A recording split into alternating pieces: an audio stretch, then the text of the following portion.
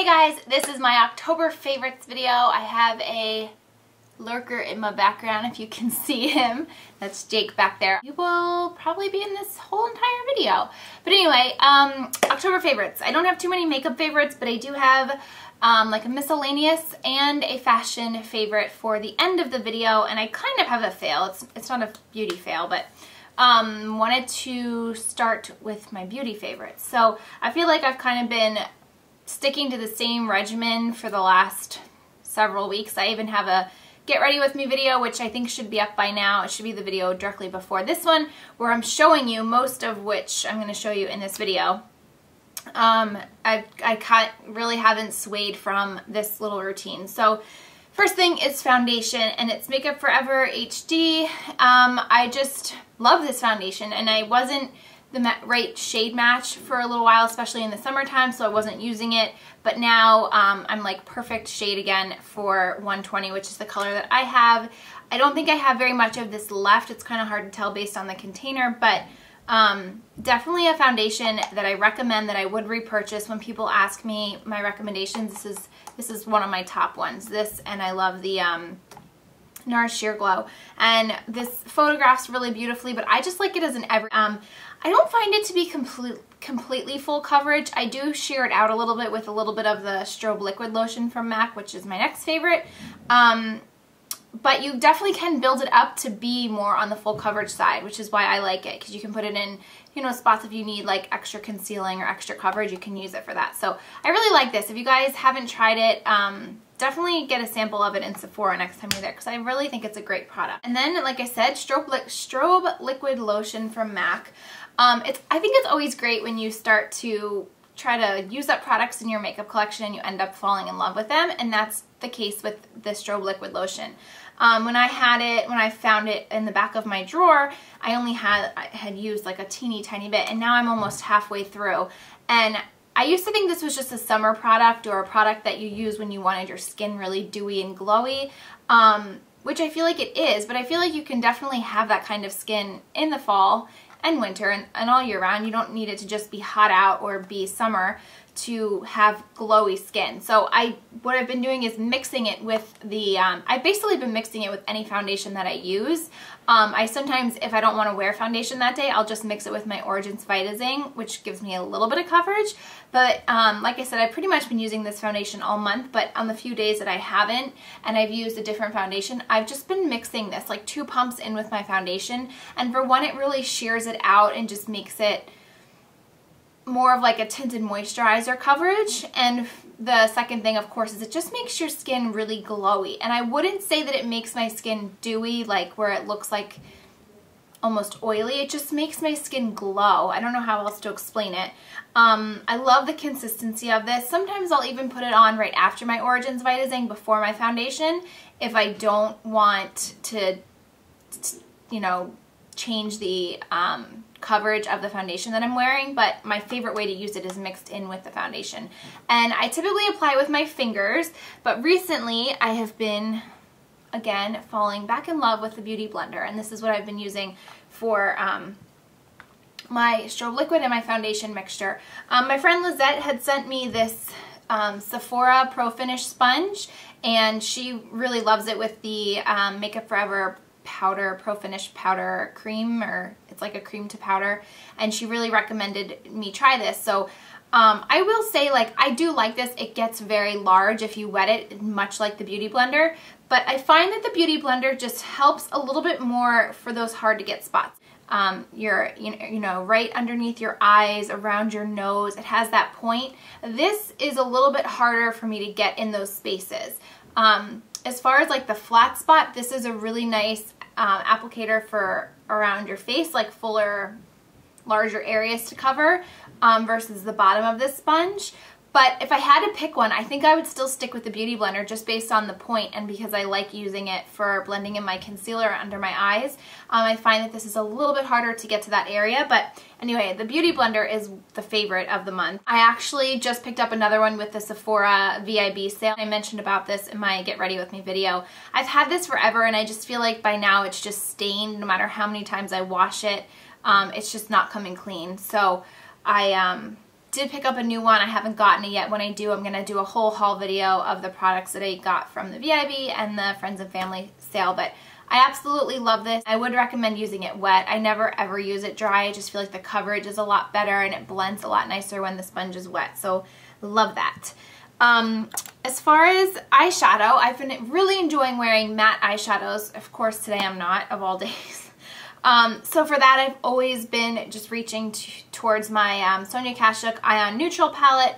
I have a whole video about this. I used this in my Get Ready With Me video. I absolutely love it. I tend to stick more around the brown, like the middle 2 rows, the browns. But these are really nice, like skin tone highlighty colors. I just love this palette so much. I think it's the best deal for $20. The quality of them is really great. The payoff is awesome. I had a ton of really nice comments on my products I used that video about my eye makeup and just my overall like appearance. People were like, I just feel like it's something different. I really think it was the matte shadows because I typically don't wear all matte shadows. I usually just throw a matte shadow in the crease and have like a shimmery shadow on the lid, but for that video I went all matte, and you guys seem to really like it, and I've been really enjoying wearing it too. I feel like it's a little bit different for me, and I really enjoy it, so highly recommend that palette. As far as, and then keeping with the eyes, I've been so obsessed with this again. This is the Bobbi Brown Gel Liner, and it's Chocolate Shimmer Ink. Most gorgeous brown liner. It's a pretty dark liner, so if you are someone that doesn't like to stray away from black because you like the, you know, how defining the black is, I would still recommend trying this because it's a dark enough brown that it definitely makes an impact. It looks like you have a fuller lash line, but that itty bitty tiny bit of shimmery sparkle in it makes your eyes just gorgeous. This is a gel liner that I will continue to repurchase over and over and over and over and over again for my brown. If you guys like MAC Teddy liner from MAC Teddy liner from MAC, obviously. If you guys like that liner, I think you would really like the Bobbi Brown Chocolate Shimmer Ink, so check that out. And then last for makeup, I don't know if you can still get this, but I wanted to just mention it in case they ever re-promote it. This is a beauty powder from MAC. And if you've been with my channel for a while, you know, usually I just tend to buy the beauty powders for the pretty packaging. But this did not come with pretty packaging. I bought this because my friend on here, Jen, raved about this in one of her videos. And I think I ended up finding this at a CCO, or I might have even had a friend get it for me from a CCO. But I don't know which collection it came out in, but it's basically, I feel like, the same realm of the illuminating powders, Hourglass, NARS. Everyone has one nowadays. And it's a really nice product. It doesn't have a crazy payoff. And once you blend it in, like if I were to use a brush, it just gives you like that overall nice glowy finish. It doesn't, I wouldn't categorize this as a highlight. Like I put it all over my face. I don't just use it on my cheekbones because I don't feel like it's enough impact for a highlight for me for that. So I love it for all over. So if you ever see this like at a CCO, or if it re-promotes in a MAC collection, it could have already by now. It just shows you how much I'm not up on that. Check it out. I really recommend it. Okay, so that's it for makeup products. Miscellaneous. Candle, let's go there. I have yet to even step foot in Bath & Body Works since the fall season, which is insane because usually I'm in there as soon as I see their like 2 for $22 deal. But because I have found this candle, I have had no desire to go in there.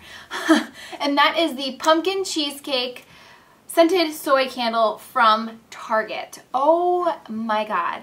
I raved about the Red Velvet one. If you haven't tried the Red Velvet, it's permanent, so you don't have to rush to get there, but I recommend that one too. This one is limited edition, and the next time you're in Target, or I really feel like it's worth just making a special trip to Target for, you need to just buy this. Don't even smell it. Just take my word for it. If you are a fan of pumpkin and fall, just buy it. Don't even smell it. Amazing. So amazing. I have never tried any other candles from this soy range other than the Red Velvet, and I love the Red Velvet. I think I even had that one in a favorites video. So I actually got the little pumpkin cheesecake and burned it in about a day, and then went back and got the bigger size, which this is still $10, which I think is a really good price, and it has 2 wicks.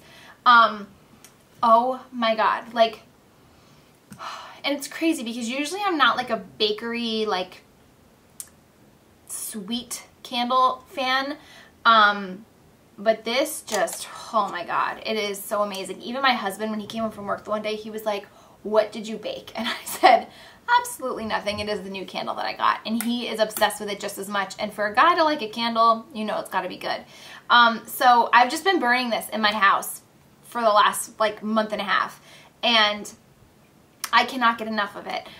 So I haven't even gone into Bath & Body Works. Usually I stock up on like Leaves and Marshmallow Fireside, and I'm all about the new fall scents, but this candle has seriously been, someone has an itchy, seriously been my favorite. I know that